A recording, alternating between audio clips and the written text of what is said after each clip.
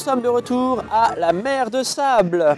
Nous allons rencontrer Antoine Lacarrière pour débriefer un peu sur cette année, comment s'est déroulé 2022, mais aussi parler des années à venir. Allez, on le rejoint à l'attaque du train.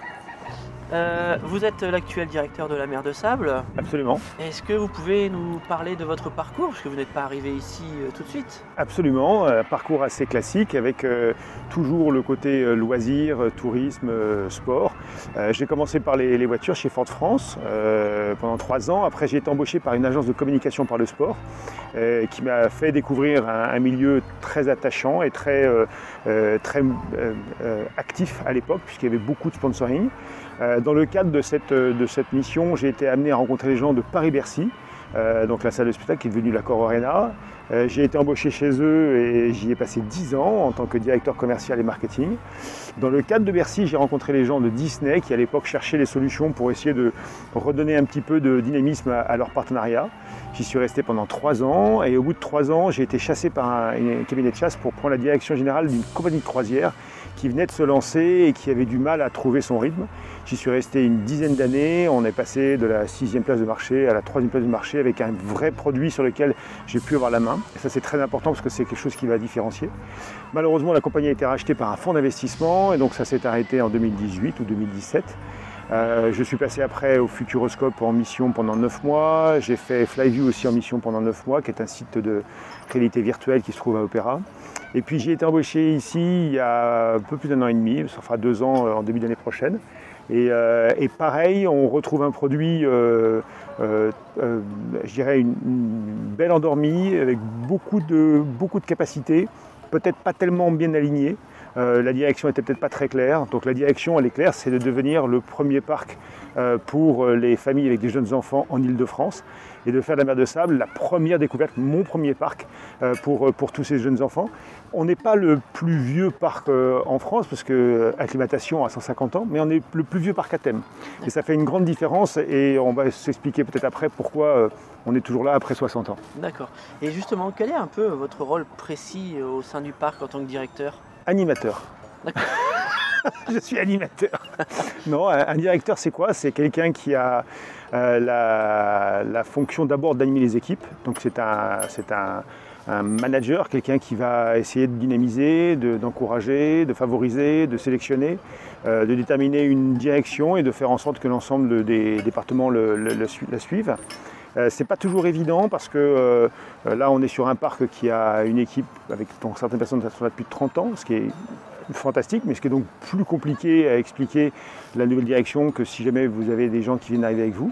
Donc il faut savoir un peu faire un turnover, sélectionner les personnes qui vont et qui sont favorables pour le parc et trouver tous ensemble, c'est pas une direction de directeur, comment on va y arriver. Et il se trouve que cette année, on a des résultats alors qui sont aussi beaucoup aidés par le temps, mais par le très gros travail de mes équipes et qui nous permettent d'être très satisfaits de la direction dans laquelle nous allons. D'accord. Et est-ce que vous pouvez justement tirer un premier bilan de cette année 2022? C'est une année exceptionnelle. On s'était donné en fait 2 ans pour faire 400 000 visiteurs, on l'a fait en 1 an. L'année dernière, on avait déjà fait une année très belle puisque entre 2020 et 2021, en 2020, c'est une année où il manque, on ouvre le 27 juin et en 2021, on ouvre le 12 juin. Mais l'année est quasiment identique. La grosse différence qu'il y a entre 2020 et 2021, c'est qu'on a fait 70 000 visiteurs de plus en 2021. Alors ça a été boosté aussi par le fait que le Covid a fait que les gens voulaient ressortir, ce qui est d'ailleurs le cas aussi pour 2022. Mais il y a eu des situations. Mais on a senti quelque chose. On a senti qu'il y avait une volonté de consommer des produits de proximité locaux, des produits avec un très bon rapport qualité-prix, ce qui est le cas ici, avec une différenciation. Et je crois que ce repositionnement, alors c'est pas un vrai repositionnement, parce que vous allez me dire, le parc avait des moyens d'être positionné autrement avant. Mais il y a longtemps, ce parc s'adressait à tout public, avec aussi bien les adolescents que les adultes. Et c'est vrai qu'aujourd'hui, on préfère trouver un moyen d'attirer cette cible des parents avec jeunes enfants ou des grands-parents avec des petits-enfants, parce qu'il ne faut pas la sous-estimer, elle est importante. Et ça nous permet comme ça d'avoir un positionnement qui nous évite une compétition. Alors je monte cette direction parce que c'est vraiment dans cette direction qu'ils sont. À 6 km à vol d'oiseau, il y a le parc Astérix. Et je ne suis pas concurrent du parc Astérix, ils ne sont pas concurrents avec nous. On fait un travail complémentaire. Ce que j'aimerais, c'est que mes visiteurs commencent ici et après ils aillent dans d'autres parcs. Et puis après, ils viendront ici avec leurs enfants et ils recommenceront la boucle. Et ainsi, on aura la possibilité de se prévaloir, d'avoir peut-être donné les premières émotions à toute une génération dans parc attraction, parc à thème, parc association, enfin tout ce qui fait aujourd'hui bouger 86 millions de Français. Et l'année prochaine, en 2023, le parc aura 60 ans. Est-ce que vous avez prévu quelque chose de particulier? On a prévu pas mal de choses particulières parce qu'en fait, ces 60 ans, c'est magnifique. Vous le disiez avant qu'on commence l'interview, il y a certains parcs qui malheureusement n'ont pas pu survivre. C'est compliqué de gérer un parc, il y a des phases, il y a des périodes. La phase de Covid a été compliquée. Là, on fait une année exceptionnelle avec 400 000 visiteurs en 2022. Donc on fait un peu des hauts, des bas. C'est pas évident non plus de garder, de motiver une équipe. Il y a une période de l'année où on est fermé. Donc tout ça, c'est un peu compliqué. Sur les 60 ans, évidemment, il faut qu'on en soit fier. Et donc pour le célébrer, on a un investissement assez important sur le parc pour l'aménagement des environ 25 attractions que nous avons. On les améliore sur 3 points de vue: la capacité de fréquentation, la capacité de l'expérience visiteur et le travail des opérateurs. C'est compliqué pour nous de trouver les opérateurs parce que ce sont des travails qui nécessitent une relation, un contact avec le grand public, parce que c'est parfois pénible, parce que parfois il fait chaud, parce que voilà. Donc c'est important que leur métier et leur travail soient le plus simple possible et qu'on leur donne les moyens de faire quelque chose de bien. Après, on a un travail qui va se faire sur l'aménagement, l'esthétisme du parc. On va refaire l'entrée principale, on va créer une rue principale, on va bouger la gare qui est juste derrière nous et qui va se retrouver sur la place principale. On ouvre bien sûr la ferme, ça c'est très important, alors là, ce que j'appelle le ranch, qui se trouve tout là-bas. Si l'axe de la caméra peut se pointer vers moi, il est là-bas. On voit le chalet de ce qu'on appelle le trappeur, qui est un point de restauration qu'on va rouvrir. Et cette zone là-bas, qui est une zone très naturelle, va nous permettre d'attirer une clientèle à la recherche d'un dépaysement naturel. Il se trouve que contrairement ou comparativement aux autres parcs, ce parc a un énorme atout, c'est ça, cette dune naturelle, ce site est très naturel, très, on ne va pas dire sauvage parce que c'est pas non plus le vrai désert, mais on a tout de suite un sentiment d'évasion, on est dans une zone où il y a beaucoup de bois, on est collé à une très belle forêt. Donc c'est vrai que c'est une promesse que peut-être beaucoup de parcs ne peuvent pas tenir. Et la zone qu'il y aura là-bas est une zone où il n'y aura que les animaux, il n'y aura pas d'attraction. Et on va se retrouver avec des petites chèvres, des poules, des lapins, les poneys qui vont être transférés là-bas, les chevaux qui auront fait le travail, puisque c'est vrai que les chevaux travaillent un jour sur deux en repos là-bas. Et on aura une zone vraiment très immersive où on pourra passer un bon moment en famille avec un côté très naturel. Ça, c'est pour les gros points de l'année prochaine. Et puis après, il y a un ensemble de points d'amélioration qui vont aussi avoir lieu sur les bureaux. On crée une salle de séminaire. Voilà, on essaye d'embellir un peu notre actif. C'est un parc qui, à un moment, s'est un peu cherché. On a un peu vu des millefeuilles on va faire cette décision. Quand on a 60 ans, c'est normal qu'il y ait des directions différentes. Donc aujourd'hui, il faut un peu tout réaligner. On ne va pas garder que le thème cow-boy, qui est notre thème principal, parce qu'il y a une zone du parc, notamment ce qu'on appelle, la prochaine s'appellera le Mississippi, puisque ça s'appelle aujourd'hui le Mississippi. Le Mississippi, qui est une zone où il y a plus d'attractions de manège pour les enfants de petite taille.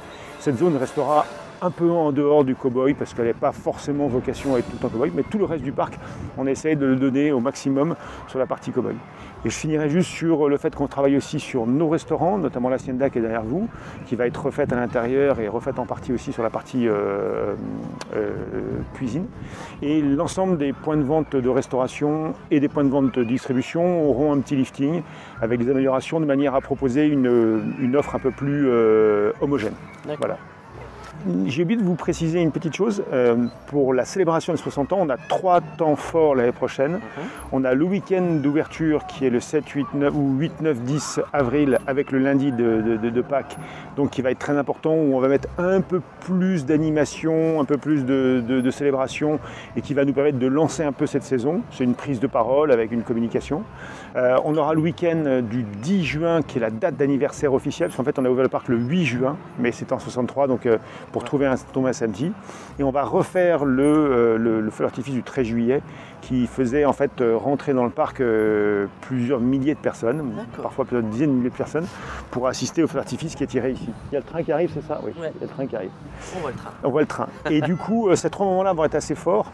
Dans le parc, il y aura une zone, probablement la pagode. On est en train de réfléchir si c'est possible ou pas, où on aimerait faire un lieu ouvert avec un cinéma continu, avec des films à peu près de 1 quart d'heure, 20 minutes, grâce à l'INA, et pouvoir retracer un peu l'histoire du parc, parce qu'en fait le parc a pas mal communiqué, et notamment il y a des images de l'ouverture avec Jean Richard qui est notre fondateur, avec Maurice Chevalier, il y a des images avec Jean Marais, plein de gens, il y a des images aussi des cascades, il y a des images des spectacles, donc on aimerait mettre un petit peu quelque chose qui permette aux visiteurs, s'ils le souhaitent, de se reconnecter avec l'histoire de ce parc. Ça sera renforcé par on va tirer des affiches avec des commentaires sur des lieux symboliques qui existaient il y a 60 ans, en disant ça c'était il y a 60 ans. Puis après il y a tout un tas de batteries de choses qu'on va faire sur le chiffre 60. 60 c'est le département de l'Oise, Nous sommes le département de l'Oise, c'est le département où il y a le plus de parcs d'attractions en France, puisqu'il y a 3 parcs d'attractions, avec Saint-Paul, Astérix et nous. On est sur aussi des réflexions à 60 € avec éventuellement la famille incomprise, les 60 ans paieront peut-être pas, enfin voilà, il y a tout un tas de choses qu'on va en train de réfléchir et qui permettront de célébrer tout ça. Et quelques événements dont je ne peux pas encore parler, qui sont des événements un peu de communication qui nous permettront de prendre la parole dans des lieux autres que celui-là, de manière à pouvoir parler du parc dans des conditions un peu rigolotes et surprenantes. Super, moi j'ai déjà hâte. Comment expliquez-vous justement la longévité de ce parc? On a vu Mirapolis qui a vécu 5 ans, Big Bang Schtroumpf qui a vécu 2 ans. Schtroumpf ouais. Je pense qu'il y a une combinaison de choses. D'abord, il y a une famille au départ qui suit les orientations du fondateur et qui réinvestit pratiquement tout à chaque fois dans l'attraction, donc dans le parc. Donc là, il y a déjà une sécurité financière puisque ce parc a été très précurseur. Hein. Vous vous rendez compte, il y a 60 ans, notre cousin aux grandes oreilles qui est à 30 km d'ici, il n'a que 30 ans cette année, donc il faut imaginer qu'il y a 60 ans, il n'y avait que ça. Il y avait ça, puis après il y avait les dépôts rouges, mais il n'y avait pas grand-chose d'autre. Donc en fait, pendant une certaine période, ça a été géré par une famille et donc ça a été un peu un produit exclusif. Après, ça a été racheté par la Compagnie des Alpes, qui a voulu, à juste titre, le différencier de l'offre qui était faite chez Astérix. Ça a été un moment qui a été un peu compliqué à vivre pour les gens ici parce que du coup ils ont le sentiment de perdre un peu en qualité d'attractivité et en attraction. Après il y a le groupe Looping qui a racheté ça en 2015 et depuis que le groupe Looping a racheté, a investi plusieurs millions d'euros pour pouvoir remettre ce parc en marche avec un positionnement. Et c'est vrai que je trouve qu'aujourd'hui notre positionnement sur les familles avec jeunes enfants, avec un rapport qui a été pris comme celui-là, avec nos 4 qualités, le naturel, la partie attraction, la partie spectacle, on a quand même 1 heure de spectacle live tous les jours, hein, à travers 3 spectacles différents, l'environnement un petit peu western qui est une promesse qui correspond très bien à notre cible 3-10 ans, qui n'est pas que masculin, hein, qui n'est pas que pour les petits garçons, qui est aussi pour les petites filles. Et ces 4 éléments-là font qu'on a une vraie différenciation et que ça vaut le coup de faire 45 minutes en venant de Paris ou du nord de Paris pour venir se dépayser et profiter d'un bon moment. On voit aussi qu'on fait attention à ne pas dépasser certains montants par rapport au prix de la restauration, par rapport au prix boutique. On n'a pas de ce qu'on appelle des IP, donc on n'a pas je ne paye pas une licence à une marque pour bénéficier de peu importe quel personnage. Donc ça veut dire que je ne favorise pas une relation mercantile avec les visiteurs. On ne favorise pas, c'est pas moi. Et au final, je pense que ce parc, il est le meilleur rapport qui a été pris pour une journée avec les enfants, avec les parents, avec les grands-parents. Pour 4 personnes, on paye moins que le prix de l'entrée d'un des parcs que j'ai cités, que je ne citerai pas, mais ça veut dire que c'est vrai qu'on passe une journée formidable. On commence à 10h30, on finit à 19h et on a passé une journée non-stop, calandée par les spectacles, les rencontres avec les personnages. Le soir, en ce moment, on a la fameuse parade avec les cracheurs de feu. Donc voilà, je pense qu'on en a pour son argent. Et d'ailleurs, il n'y a qu'à voir le nombre d'abonnés qu'on a en passe saison, qui a fortement augmenté. Je vois bien en fait que ça plaît et qu'on est dans une relation. Et non seulement le comportement des visiteurs a changé parce qu'ils vont chercher la proximité, ce que peut-être ils ne faisaient pas avant, et notre offre s'améliore et donc je pense qu'on est plus attractif. Ça ne résume pas les 60 ans, mais je pense que c'est une des raisons qui explique que ce parc est encore là. Et pour conclure, sans dévoiler de grands secrets, est-ce qu'il y aura des prochaines attractions sur lesquelles vous travaillez déjà? Alors pour l'année prochaine, j'ai une attraction à réinstaller et avec Bruno, notre responsable technique, on est en train de voir s'il est possible, où est-ce qu'on va la mettre. Il faudrait qu'on réfléchisse en fait à créer une nouvelle zone. Donc il ne faut pas qu'on sépare la famille en deux en disant toi tu as le droit, toi tu n'as pas le droit. Ce qui est d'ailleurs un gros problème ailleurs, parce que vous vous rendez compte qu'en fait c'est un peu le principe de la chaîne, c'est celui qui est le plus petit qui détermine le rythme de la famille.